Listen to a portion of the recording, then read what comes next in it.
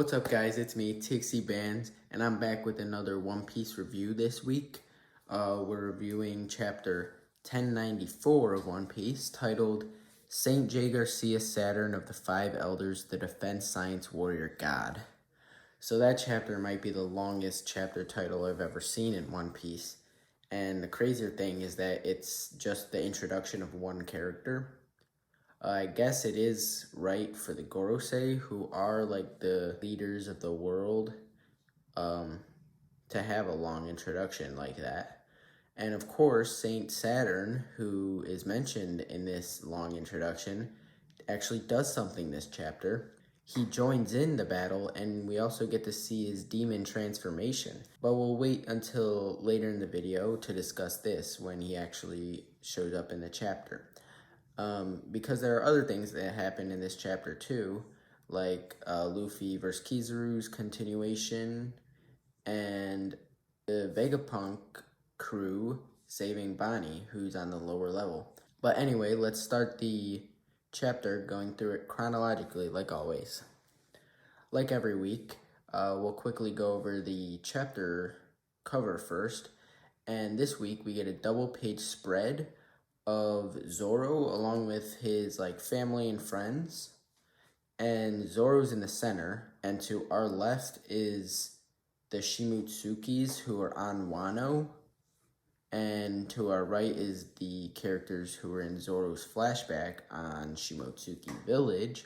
And I think this spread is to shout out Oda's one-shot called Monsters, which is getting an anime adaptation, I believe. And Monsters actually stars Ryuma Shimotsuki, which is why he's in this color spread. Now, the chapter actually begins with Atlas's order to all the pacifistas, causing them to switch sides.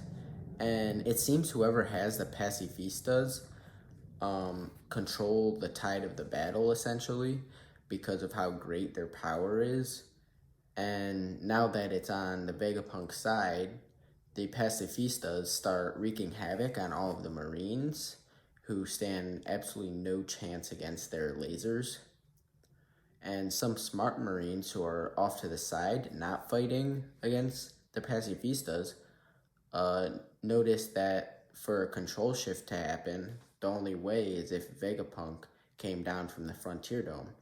And that's when we see the Vega tank riding down a smoke cloud. And we zoom into the tank to see that Frankie is questioning, how the hell are they riding down a smoke cloud? And that's when Vegapunk explains his genius invention, like always.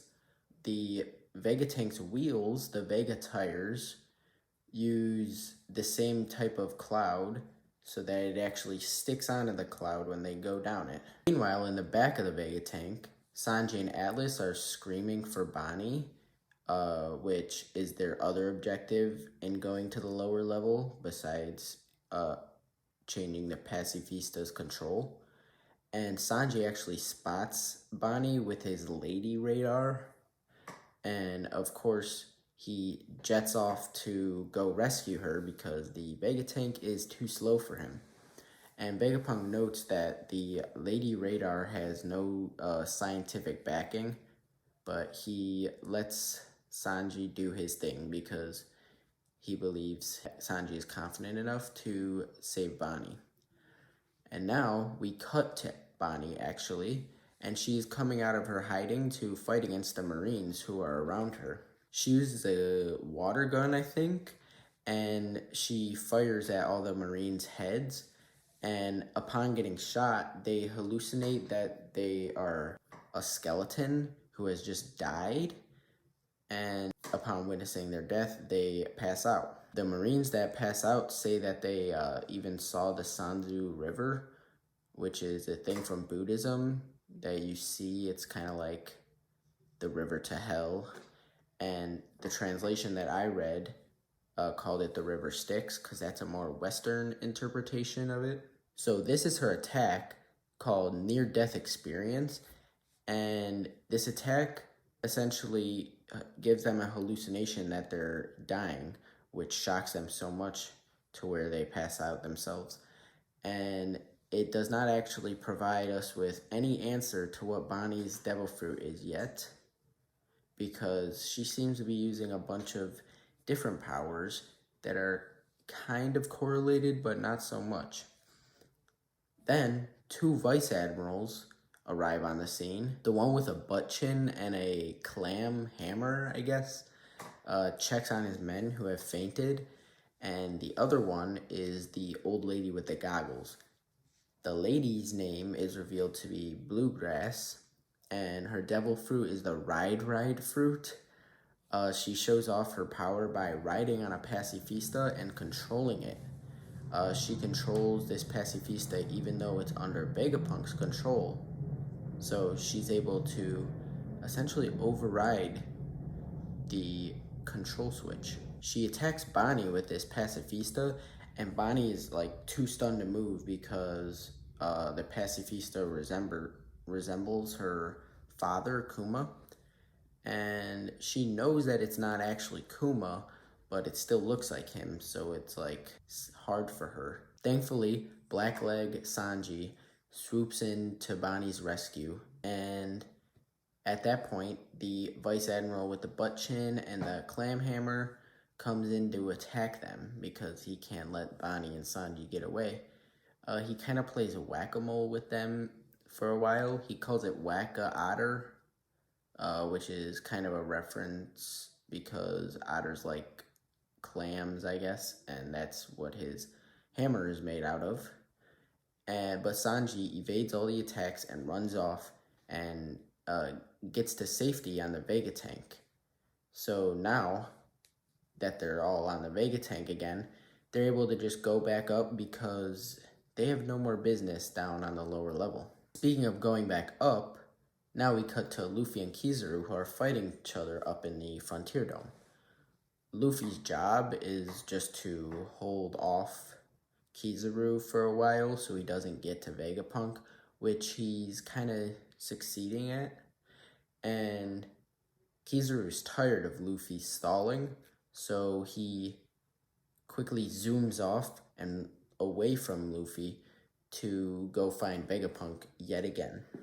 And now that we got that all out of the way, we can get to what we've been waiting for this whole chapter. So Kizaru, Luffy, Zoro, Lucci, Jinbei, Usopp, Nami, Chopper, and Dao all sense a scary, ominous presence on the island, and we get to see a glimpse of the figure of Saint Saturn, and he shouts out to all the pacifistas to stop what they're doing, which they actually do stop. And in the Vega tank, they worry about how the pacifista control could have changed because the only person higher than Vegapunk on the command chain is the Gorosei, and they don't know that Saint Saturn is actually here yet. And then on the floor, we see a magic circle, like unlike anything we've seen in One Piece. And this magic circle just spawns in, and it's like a star with fives in the corners. And there's an announcement. I would assume it was made by Vice Admiral Doberman. And the announcement says that Saint Saturn is going to make landfall and that no Marines under any circumstances should make eye contact with him. You'll see why in a second. Vegatang now is rushing up a cloud of smoke, trying to escape Saturn, who is spawning now in the circle with a big burst of black fire. And Sanji notices that Saturn is starting to pop out. And the circle clearly has fives on it, which probably represents the five Gorosei, and it might even mean that Saturn is the weakest of the five Gorosei, and the other ones will have other numbers like 4, 3, 2, and 1. A Marine member on the ground now looks over at the summoning circle, and he sees Saturn in his monster form come out of the circle, and his head literally explodes upon making eye contact with Saint Saturn. We get a crazy full-page spread of Saturn's form, and it's unlike anything we've seen in One Piece. People are theorizing that this form could be a mythical zoan of a yokai called Ushi-Oni. And I see this theory being a reality because the Ushi-Oni is a mix of a spider and a bull, and that is exactly what Saint Saturn looks like. Now, Bonnie up in the Vegapunk looks down in fear at Saint Saturn, and Sanji behind her notices that a light is coming from up above. They are in fact now being attacked by Kizaru, who destroys a cloud that they were riding on. So Luffy is still right behind Kizaru, and he doesn't have time to focus on Vegapunk any longer. He still has to continue his fight with Luffy, who's stalling him still. Kizaru shoots Luffy and sends him spinning uncontrollably, but Luffy actually uses this spin to punch Kizaru super hard through the head with an attack called White Star Gun. And this attack seems to actually incapacitate Kizaru because he says that this isn't good for him. And it also incapacitates Luffy because he has reached his Gear 5 limit, unless if he pulls off what he did with Kaido where he just restarts it. Saint Garcia Saturn now on the ground looks up at their fight, which just ended, and he says, Nika. Saturn could have actually known Sun God Nika because we don't know how old he is, or it might be that he recognized the name from when he fought Joy Boy or something, who also had the powers of the Sun God Nika. And on the ground in front of him land all the people who were in the Vegapunk that got shot out of the sky, and this looks really bad for them. The only notable fighter out of everyone that's there is Sanji, but I still don't think he can hold off against a Gorosei. And Vegapunk and Saturn actually face each other now because they actually were the only people here that have met before, because Vegapunk once visited the Gorosei and had a meeting with them up in Marijoa. But Saturn's unable to kill Vegapunk yet because now Bonnie gets involved. She remembers from Kuma's memories that she was fed last night that Saturn gave the order for Kuma to become a robot. He was the one who gave Vegapunk the order to erase Kuma's individuality and his humanity. She's pissed off by this, so she lunges at him with a sword and stabs him in the chest. And Saturn, all he does is just look down at her, seemingly undisturbed by the stab wound that's in his chest. But that's the end of the chapter now, and my god, that was another good chapter. The pacing of this chapter seemed a lot faster than a lot of the other One Piece chapters, and Saint Saturn's transformation also seemed a lot different than other One Piece chapters because of how demon-like it looked, I guess. And Bonnie is 100% in over her head attacking Saint Saturn. He probably doesn't even feel the stab wound. And another notable thing is that Luffy's fight with Kizaru might be over, but that's not actually certain because anything can happen with them. And we must remember that the ancient robot was awakened by Luffy a few chapters ago, so he will probably get involved in some way, possibly by protecting the Vegapunks and the Straw Hats from Saint Saturn. But there is no break next week, thankfully, so we don't have to wait too long to see what happens with Saint Saturn and the rest of them. So if you made it all the way to the end of the video, thanks for watching. I'd appreciate it if you like and subscribe because it'll help me out a ton, and I'll see you in the next video. Bye.